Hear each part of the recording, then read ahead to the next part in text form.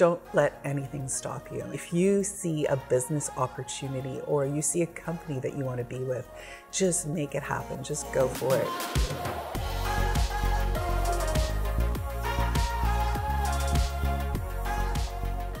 The best career advice I ever got from a woman was actually from my first internship out of school. Her telling me that when she first got put into this position as an executive, where when she was offered the job, she was ecstatic, one of the first women in this senior of a position at this company, and she took it right away.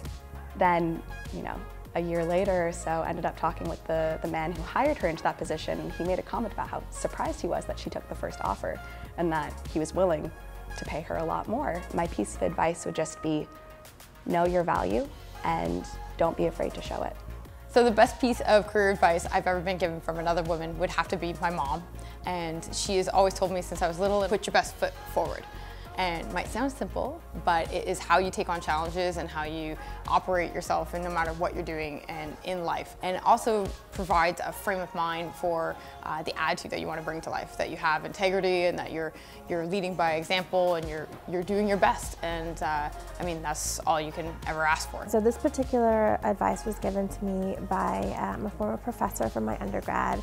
I was struggling trying to find balance, quote unquote, and she said, throw out balance. Determine what's enough. So defining, setting those boundaries, determining what's enough and feeling good about that means that you can be a part of that long journey and be happy throughout it as well. So I was actually educated in a girls' school, and in a girls' school, all the clubs like the sports team and student council are all run by girls.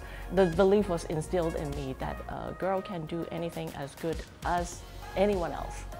The best career advice a woman ever gave me actually happened through my life coach. She did this exercise with me in the very beginning, where it was all about identifying my own values. Through that, I was able to understand why it was that I wasn't feeling good about where I was in my career. No matter what advice you get from so many different people, it's colored based on their own experiences, based on a lot of variables that they controlled and didn't control as well, based on privilege, based on chance, based on a whole bunch of factors that you can't recreate for yourself. And so it's really, really important to think about who you are, what you carry, what you want, and staying true to that. So the best advice I ever received around career was someone who actually didn't hire me for a job. And so I'd gone fairly down a process with this organization and I didn't get the role, and I didn't understand why I didn't get the role. And at the end of the day, the advice I was given was, you are not passionate about what we're doing, and if I can give you any advice for your career